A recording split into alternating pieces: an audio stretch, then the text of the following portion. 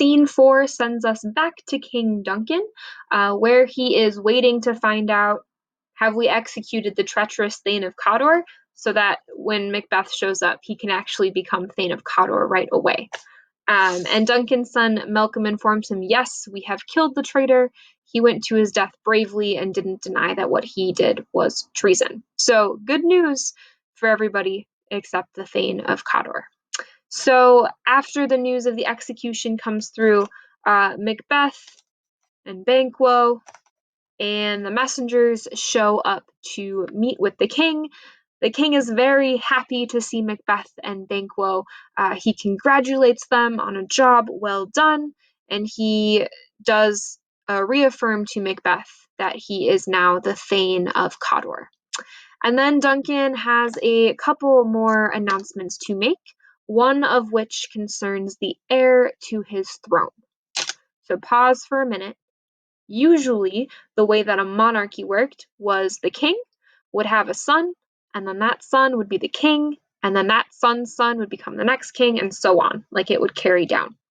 In Scotland at this time, the king, yes, could choose his children to be king after him. So that would be like choosing Malcolm, his eldest son.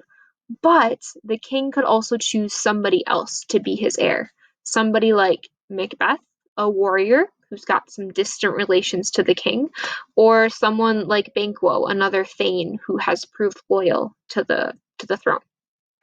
So nobody has known up until this point who exactly is going to be king after Duncan, but Duncan is so satisfied and triumphant with this battle that he decides to announce who his heir is, and drum roll please, it's Malcolm. So Duncan names his son the next king of Scotland, which Macbeth is not too happy about, and he immediately begins thinking to himself, he's not saying this to anybody else, that Malcolm becoming king next is a problem. Because if it was just Duncan, well, that's only one person who he has to get out of the way before he can become king.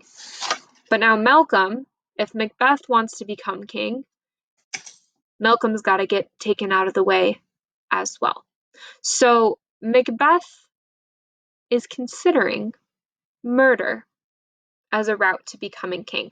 It's probably not, the only choice he has, but in the situation where Duncan has just decided that his son, not Macbeth, is going to be the next king, Macbeth is starting to think of alternate ways to get the crown. Duncan, who is currently on my floor, then decides at the end of the scene that since the battle is such a triumph, everyone should go to Macbeth's castle and have a feast and celebrate. So Macbeth says, yes, of course, your majesty, we would be happy to have you. And Macbeth leaves to send word ahead to his home, so they're ready to prepare for the king, and then the troops make ready to head off for a party at Macbeth's.